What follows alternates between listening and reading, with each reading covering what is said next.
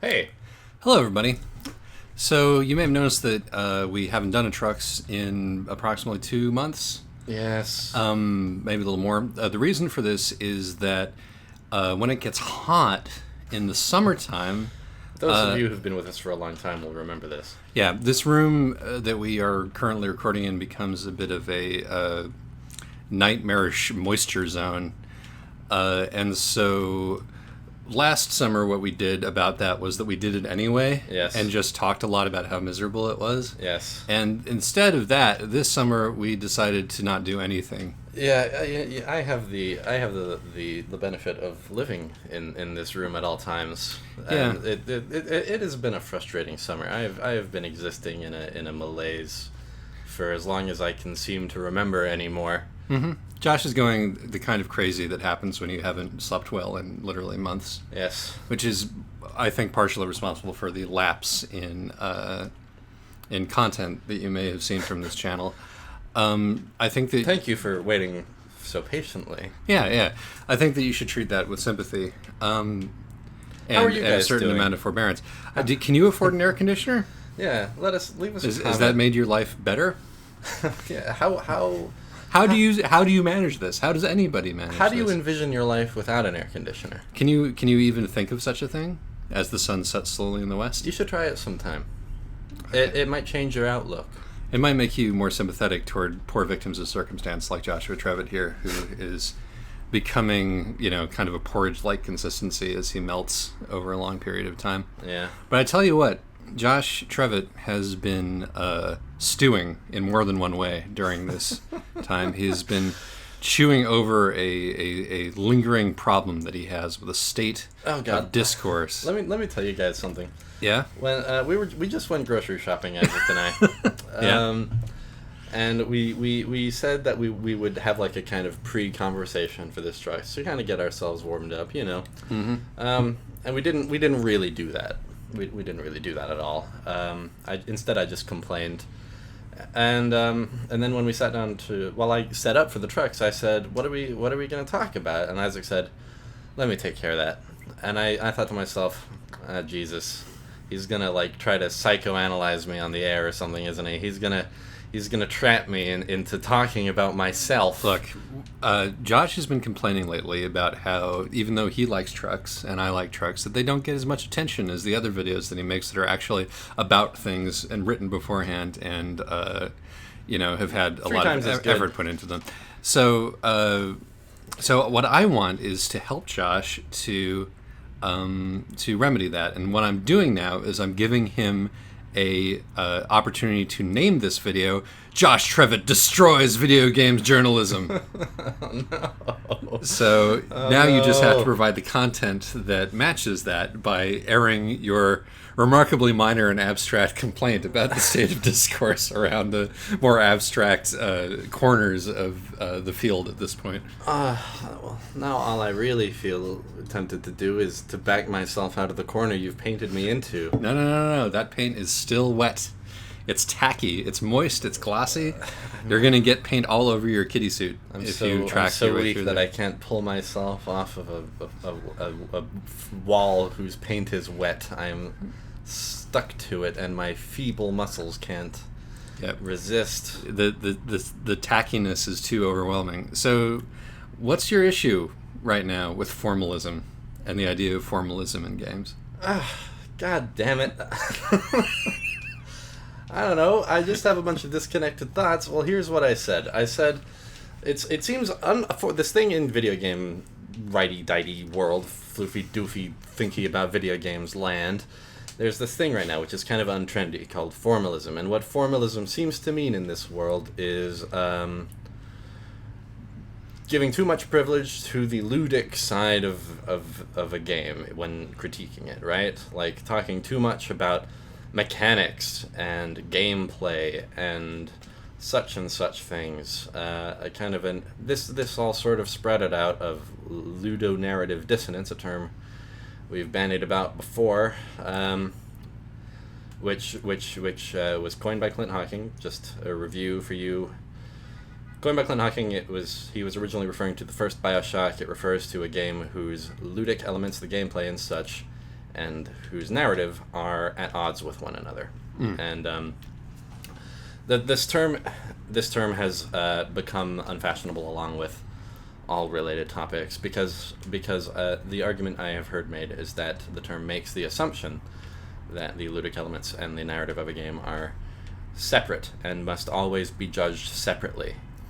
But I think that that's not really the case. And I think that the term is still useful, even acknowledging that they aren't separate. You know what I mean? Like, and this whole question of how separate they are, I think, is a question which is worth asking. Like, you did good, Josh. You did good. That was good. That was good. You see, this is the state that August reduced this poor man to. That he's reduced to pushing out an idea that he's been mulling over for a long time, like expired toothpaste from a creaky tube. It's a big mess of different things. Okay, well, here to really put it out, I think that formalism, if it were to be a thing in games criticism, ought to be an effort to better define terms like mechanics and gameplay, which I guess you could call them the anti-formalists would tell you quite correctly, I think, are ill-defined and sort of are often used flippantly and with too many baked-in assumptions about what their value should be, right? And I'm all for figuring all that stuff out, but I feel like whenever that effort is made, it's in danger of being dismissed as formalism. But I didn't have any time to prepare for this, so I don't have any specific examples of that happening, so I could be making it up. Okay. So, like, I mean, as an observer, this seems like a reasonable reaction to the like this move that Josh is talking about toward a way of looking at games that is more gestalt based than it is about picking over discrete elements. Yeah. Is understandable because it arises as a reaction to a standard of video game criticism where a game's sound could be awarded a 7.2 out of 10, yes, and its graphics a 5.3 out of 10, and its, story an 8 out of 10, or what have you. And put story in scare quotes. Yes, I did. And, putting aside for a minute that everything is a 9 out of 10 forever. 7 out of 10. 7 out of 10, sorry. So, upon reacting to a state of discourse wherein art is described as if it were a prize show horse, or, how are its teeth, you might say. Right. The idea to move in a direction where treating it as an experience is more compelling and opens avenues that otherwise have not been opened, and it becomes sort of a compelling political statement to view it as more as an experience than as a machine, right, a functional item. Yeah, I mean, it definitely a lot of what motivates this line of thinking is a move away from the game as a consumer product, and almost I think a defensiveness about I think the fact that everybody who's interested in video games, bought into them because of marketing and liked them as toys as a kid, and that's just the reality. Like they got their start as an entertainment medium. I mean, my reaction to that is that not only do they get their start as an entertainment medium, it still is an entertainment medium. Right. And frankly, I mean, I don't know who you're hanging out with, but like I hang out with the people. And based on my interaction with the people, I'm not talking about game bros. Sure. I'm not talking about, about the bad men, the bad culture that we all know, and are continuously humiliated by. I'm talking about straight upstanding folks who are, interested in all the fun stuff that gaming is starting to be able to be about, right? Yeah. I'm talking about those folks. Those are my constituency. I am here running for senator of trucks. The teenager I met at my girlfriend's little brother's graduation party who just wished that Destiny was less grindy. Yes. these people, like when we all the majority of the video game discourse among the people I know is about various specific characters in Dragon Age, right?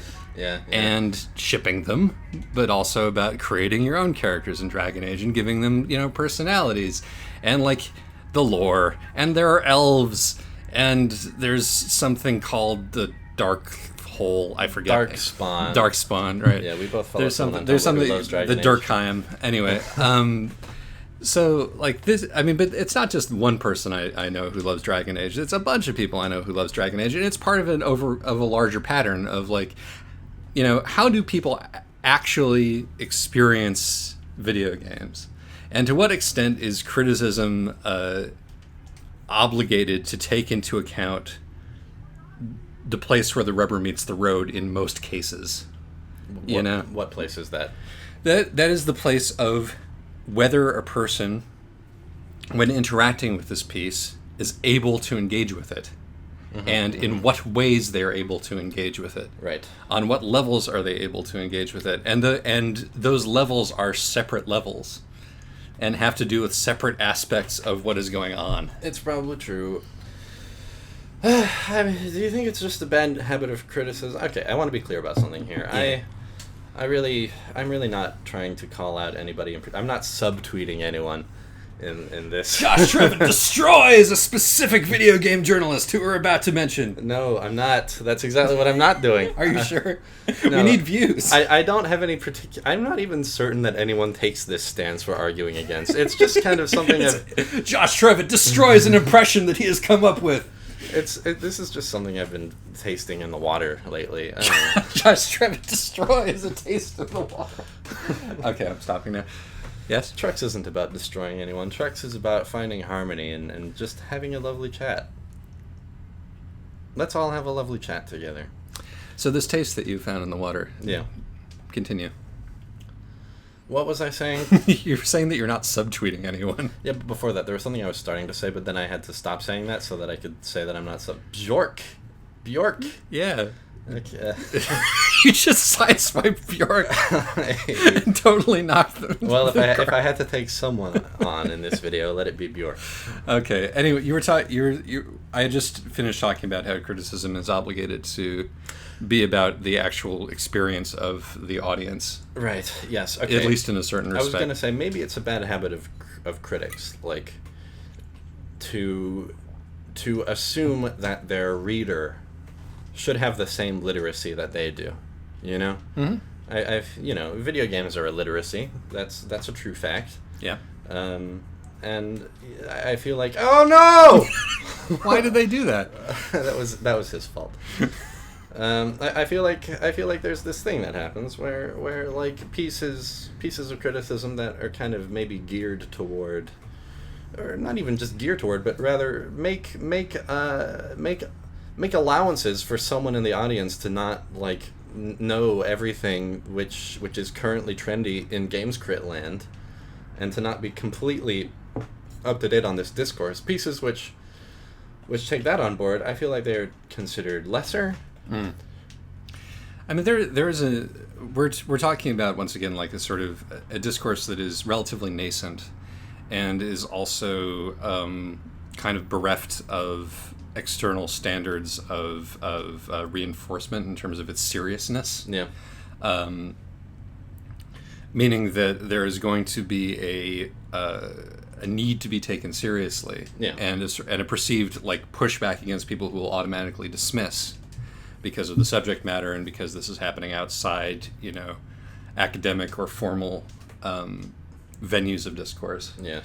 And I think that leads to an impulse to mimic academic discourse in certain respects. Right. And one of the things that is very descriptive of academic discourse. What's the word for something which is a signal quality of a thing?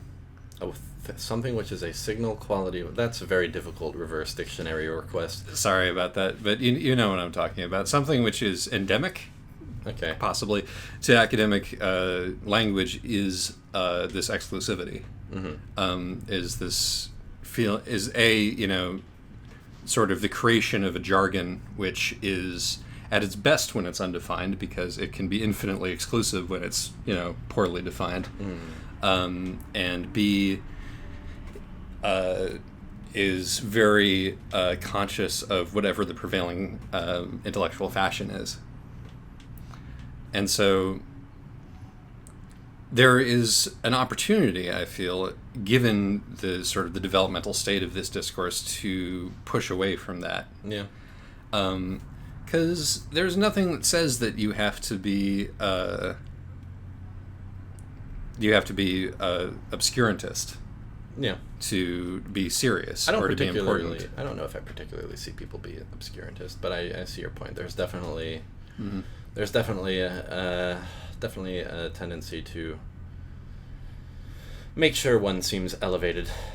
Yeah, I mean, I appreciate that, but it's like, I like the style that you, Josh is currently driving with one hand while drinking a Coke.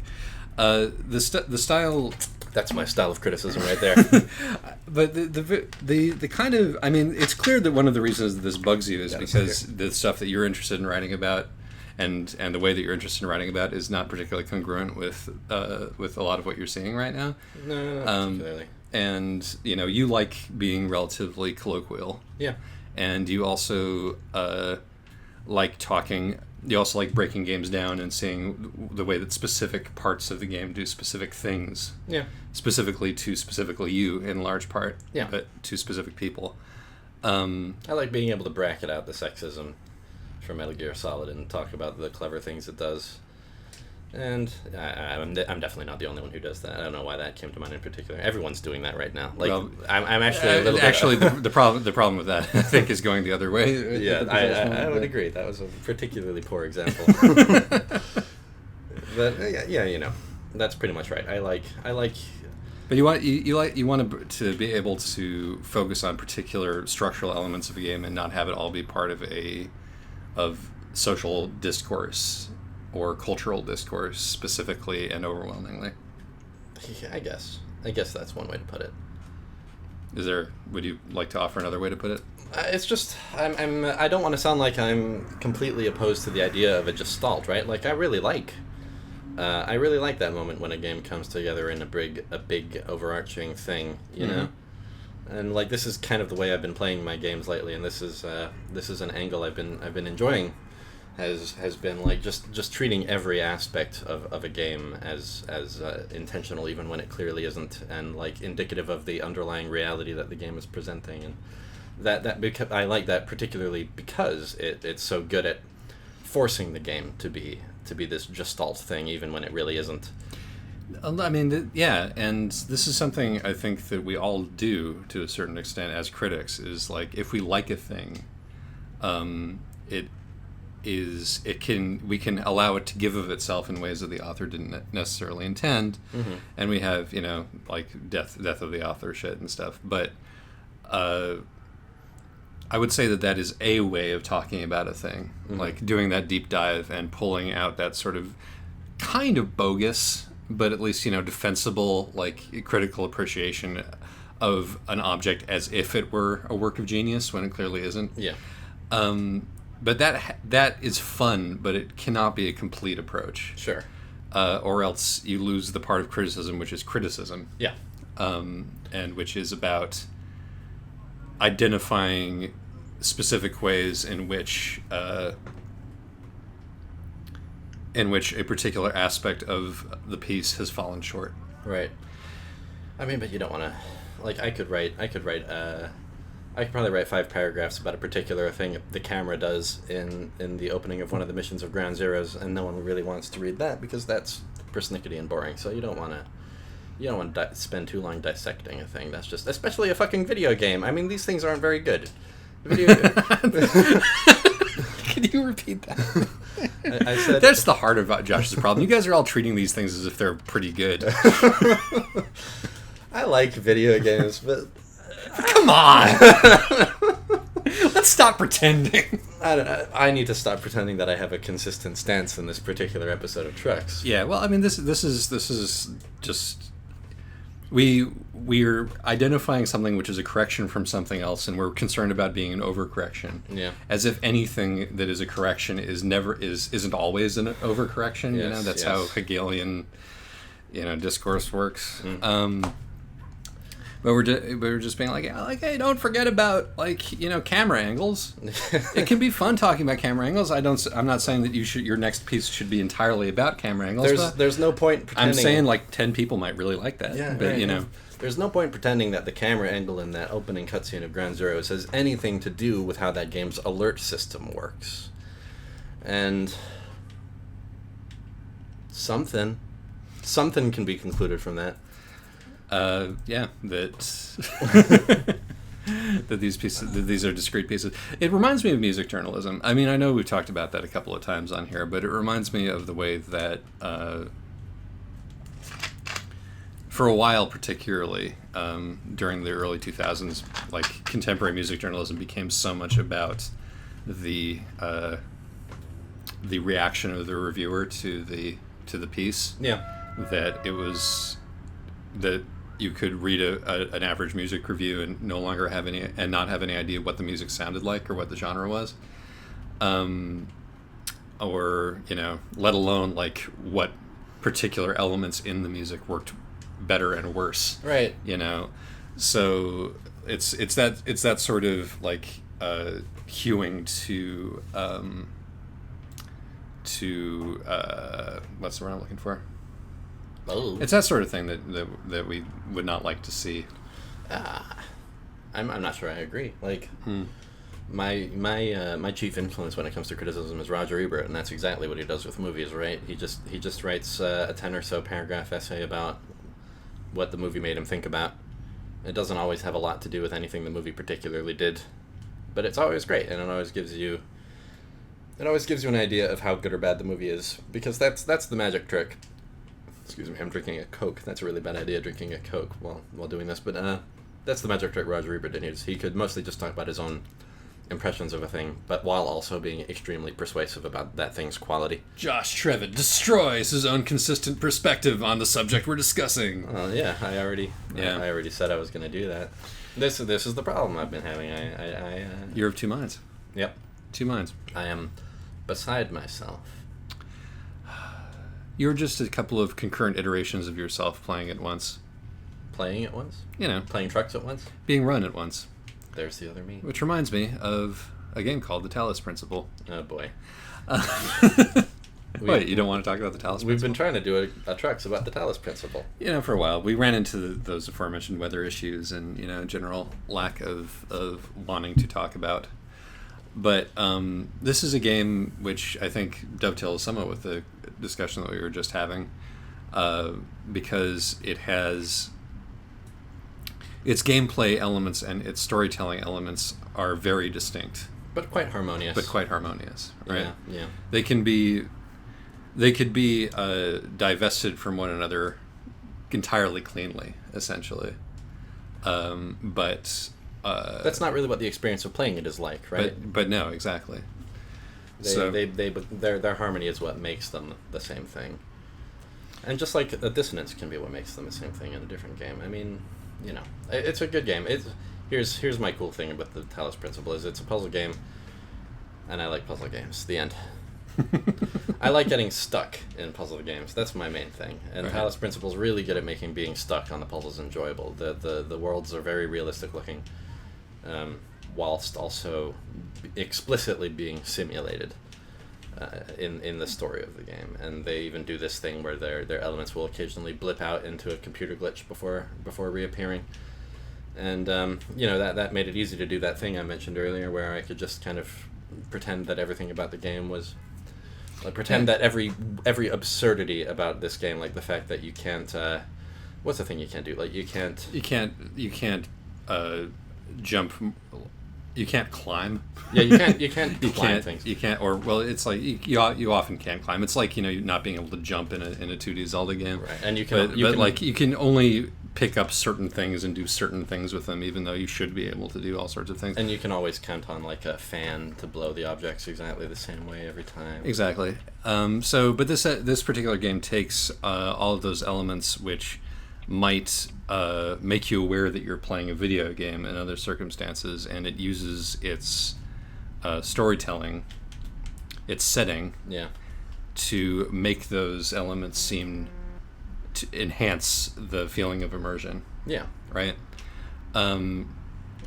Immersion is another word that game critics don't like. Yeah. Well, let's talk a little bit more about that vis-a-vis the Talos Principle, because there are things that we are assuming are good. Yeah. You know, immersion is one, the feeling of being actively within a, you know, the game world. Yeah. And by like mainstream, you know, standards of whether a game is good or not, that is generally considered to be a positive thing. Sure. Flow is another thing. Yes. The part where you can forget that you're playing a game and just sort of be in the zone in an academic sort of way. I think that, you know, while it is certainly out of fashion to praise these elements, it's important to realize that people like them. It's not only that; it's that, I mean, this may be an actually controversial statement. I think maybe controversial or uncontroversial. A genuinely controversial position that I'm about to take. Yeah. That they are the basic elements of composition in video games. I think that in the same way that in music, dissonance only exists relative to harmony. Yeah. I think that there is something that is essential about the video game experience that makes ideas like immersion, flow, and ludonarrative harmony inherently positive and pleasurable. Which is not to say that they're always desirable. Right. Because if you were to only do music that had nothing but harmonious intervals, or only do, you know, art that used complementary colors and, you know, was very sort of pleasant, soothing to look at, then it wouldn't be art, it would be decoration. You know, it would be craft again. Right. So, you know, if we are saying that a game is bad because it doesn't have one or more of those elements, or breaks one or more of those elements, that is the same thing as being like somebody who stormed out of a Stravinsky concert because it sounded bad. Right. Or complaining that the lyrical tone of a song doesn't match what the music is doing. Yeah. Right. As if that was not like a thing that people can do once you know. It's the oldest thing in the world. Once you know what the rules are, you're allowed to break the rules, right? Yeah. It's still valid to say I don't think they knew what the rules were, or in the case of a lot of AAA games, I don't think they cared what the rules were. Yeah. You know, but those rules still have to be there, and they still have to be a thing that you're able to discuss, because chaos loses its meaning if it doesn't have that order to react against. Right.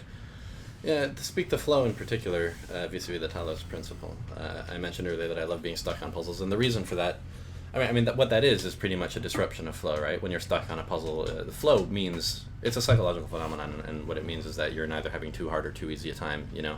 This porridge is just right. But I love a puzzle game that makes it fun to be stuck. And Talos Principle pulls that off by giving you, you know, by pretty much just putting fucking philosophical texts in your face from time to time, so you have something to think about besides the puzzle. So you know, your mind can kind of be working on two things at once. And also just being pretty to look at and having a nice atmosphere. You can feel yourself in that world. You know, the immersion part is not disrupted at all. But yeah, it has a really developed sense of place, more so than a lot of games. Yes. So being stuck, there's still something that you're engaging with when that's happening. You know, the experience doesn't come to a screeching halt. In fact, I think it reaches its sublime height when you're stuck, because you begin this slow, painful process of understanding the significance of everything in the world, and like the kind of the design of a creator is an important part of that game's narrative as well. So it's you start to feel like Socrates, you know, uncovering the design of your world and the limitations of your brain, and the methods by which you can take crawling steps forward, and you know that's important, and that's something it only accomplishes by disrupting flow. You know, this, but it does that so consciously, right? Yeah. It takes an inevitable consequence of doing a puzzle game, which is not super easy, which is that the player will eventually not be able to progress, which is, you know, a cardinal sin in a certain way, but B, the kind of thing that is an inevitable consequence of this sort of game. Yeah. It recognizes that that's a thing that's going to happen, and it takes positive, like conscious steps to acknowledge that, so-called flaw, and to compensate for it in other ways, and to even heighten that experience by making the whole thing so old, creaky, timeless. Purgatorial, I think, is a word that I used already. Yeah. So that is a smart way to deploy an element which is bad, in quotes, but to make it savory, like a well-timed slap on the ass. And I want to shout out at this point, Lana Polanski wrote an excellent piece called Against Flow, which basically talked about a lot about what we're talking about right now, which is that there's a lot you can gain by not always doing flow in designing a game. And the piece kind of criticizes game developers and the Gama Sutra culture of game developers who like pretty much just write design how-tos about the best practices for achieving maximum flow all the time. Right, which is the same idea as like the 5-act movie structure and stuff, which makes culture incredibly boring and oatmeal-like in its consistency. And it's a great piece, but to kind of dial back to the conversation we were having earlier, I feel like a reaction I tasted in the water, didn't necessarily see anyone in particular say it, but I feel like after that piece came out, there was this kind of fuck flow out there in the air, right? Like, right. I mean, which is like, there was this instinct to treat it as always bad. There's another game that we've been playing a lot of recently, which is Mario Galaxy. Oh yes. And Mario Galaxy is a Nintendo flagship game, and as such, it has as its goal to be as pleasant as possible, to be as engaging and diverting as possible. It is an absolutely like flow-centric piece of work. And it like to make little noises that make you happy, and like Mario Galaxy is not questioning you at all, although it may be doing something sly about military games, but we'll get to that. And Mario has a unique advantage in how it does this, right? Because it has exclusive access to the primordial vocabulary of games in your mushrooms and your coins and your jumps and your yahoos. Right. So like it would be foolish to say that Mario Galaxy isn't a good game, and it would be foolish to say that Mario Galaxy isn't an interesting game. And I think it would be even foolish to say that there's nothing important to be written or said about Mario Galaxy, simply because it is firmly in this kind of conservative, kind of traditional camp. Yeah. There is still something to be said for craft. Yeah. And I think there are probably interesting things to be said about craft, particularly now because nobody's talking about it. Yeah. So, like, there's a thing to be... Not nobody. Well, not nobody. Tim Rogers wrote a good piece about Bloodborne. Mm-hmm.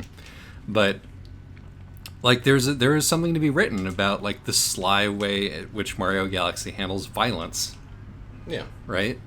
Like, the little discordant elements in Mario Galaxy, like, in that the first boss you fight is literally an infant which has never done anything wrong to you. You show up and you force it to hatch. And then you murder it. Yes. And, like, the spike that is amid the sort of, comfy feather pillow that is the rest of, that is a Mario game, is, like, so much more, interesting as a result of that. My Galaxy has a weird amount of that. Like, this is a Mario game with orbital bombardment, and like a literal military brigade of toads like going on missions, and one of the levels even has like actual real life bullets just kind of hanging out as a part of the level design. I don't know, man. You get to walk on them.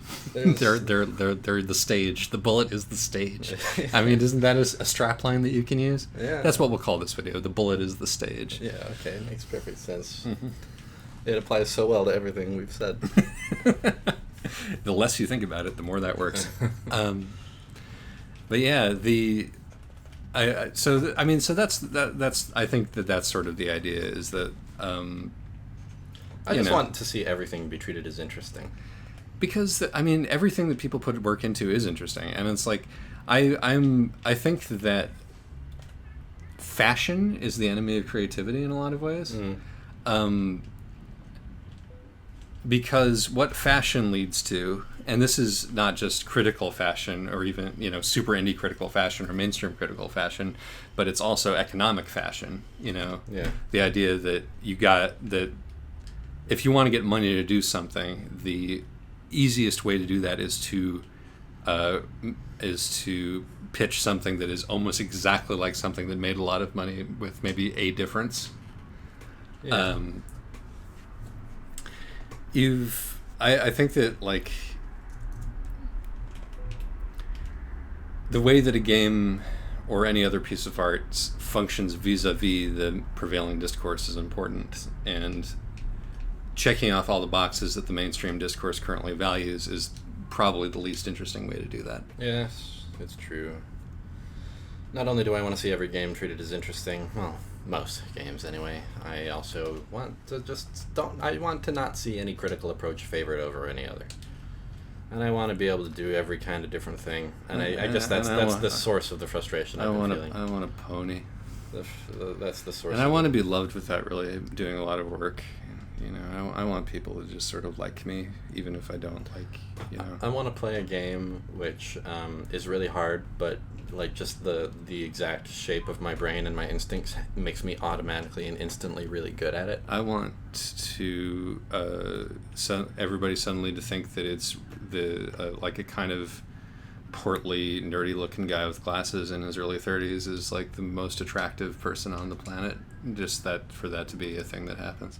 I want to go get a haircut. God, you need a haircut. Yeah. Nick was wrong. You absolutely need a haircut. And I wouldn't even want to, like, get with anyone. I just want to be desired. Is that so much to ask? I want to reject people. What a thought. Haven't you ever rejected anyone? Oh, yeah, loads. But I'm making a series of jokes at this point rather than baring my soul to our minuscule YouTube audience. Yeah. How are you?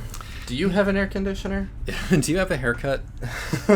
Do you feel like your haircut is within the critical mainstream or outside the critical mainstream? Hey, if your haircut's outside of the critical mainstream, I applaud you. Yeah, I mean, I don't think that you should get a haircut if your haircut is currently outside the critical mainstream. I think that you are doing a disservice to the discourse if you get a haircut under those circumstances. If you want a haircut, you should get a haircut. Unless the haircut that you get is even further outside the norms of critical acceptability. If you want to get a normal haircut, you should get a normal haircut.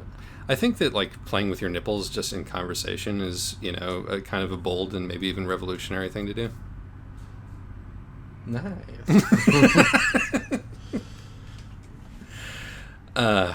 Boy, we still have a little ways to go, don't we? Oh, let's talk about the forum culture thing and the Talos Principle thing, since we wanted to get that in. Yeah. Okay. So we wanted to talk about the Talos Principle because we both played the DLC recently, which was I liked it a lot better than the base game. Me too. I liked the base game a lot, but I had some significant misgivings with it, which I won't bore you with. But the DLC did this really neat thing with the story where it had this really neat kind of biblical opening where the God character from the first game literally he wakes you up. You're his son in this one, or You're his angel. Yeah, you're an angel messenger. basically. Yeah. He calls you my son, I think, but yeah, he's God. He calls everyone my son. Yeah, sure. But for an angel, like you're the kind of person who would call him your father. But anyway, he says, hey kid, I made a mistake. That's something he would have never really said to you in the base game, so you're already in a different mode. He says, I sinned. I put a bunch of people in prison for thought crimes, and I shouldn't have done that. So I need you to go get them out of prison, please. Yes, because it's the end of the world. Because it's the end of the world, and you need to help them get to the next plane of existence. Mm-hmm. So that's really neat. That's a neat biblical opening, and you literally like step off the edge of the world basically and pass through the veil. Yeah, you clip through a wall and enter the secret zone. Yeah. And then you discover the society that the prisoners built, which is an internet forum. Yes, because they're not allowed to leave their cages, but they are networked together. Yes, they have computer terminals. They have created an entire microcosmic civilization over the billions of cycles that they have been stuck here, which looks like a kind of petty.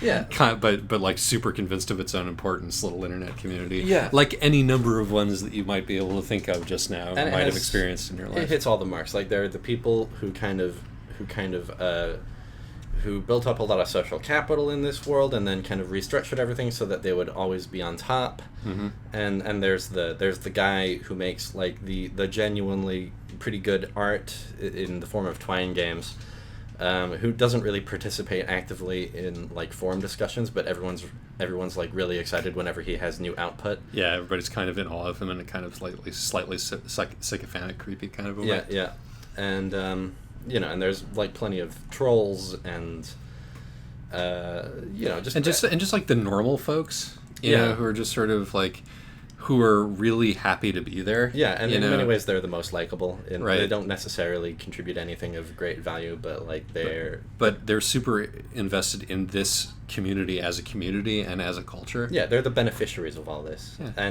But the like, even though they are literally considered lower status by the what you could call the ruling class. Yeah. But they're the people that this is all there for.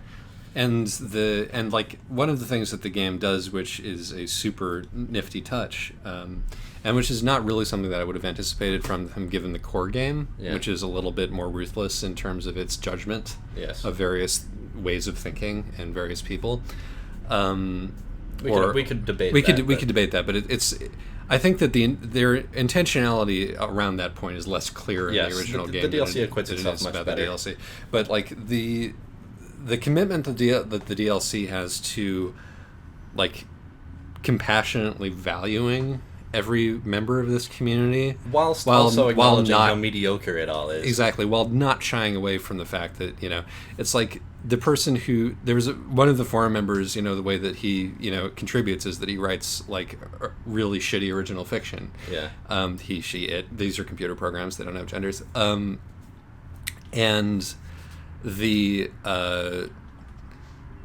And like everybody is just super nice about it, you know, and a lot of people really enjoy it, you know, and some effort was put into making this pretty awful, you know, but still, you know, but not like so awful that you can't see what the appeal would be. And it also kind of encourages you to remember that the adventures of Jefferson Goldblum and whatever the fuck, like, these were written in a different cultural context than yours. Like, it's influenced by your culture, but this is what arrives in a vacuum. Yeah. Welcome to Klagenfurt, incidentally.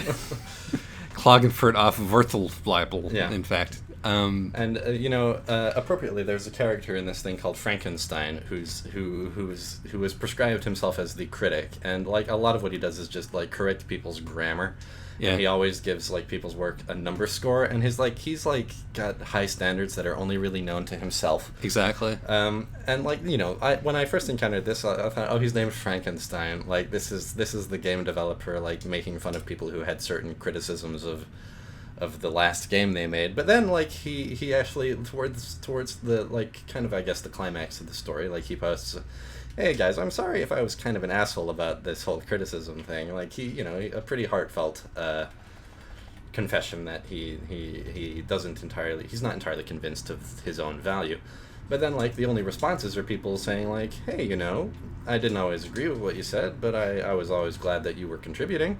Yeah, I mean it's a really good, like, you know, there's a really good argument within in a world where community and toxicity are so intimately intertwined, like as concepts, that like the only way that communities of people who are not all exactly the same person work is with a certain amount of compassion and patience. Sure.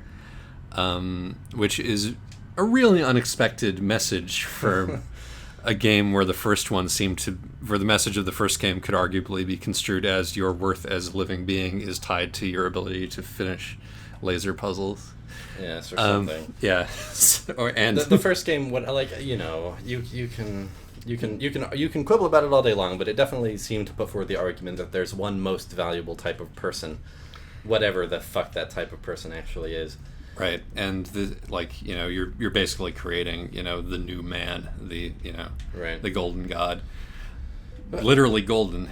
You know, there's a certain Nietzschean quality to it. But the second one is more like a celebration of just muddling through with limited information and under less than ideal circumstances, which are the circumstances under which we all live at all times. Yes, of course. You could also simply read it as saying that culture is a prison in which we are all trapped.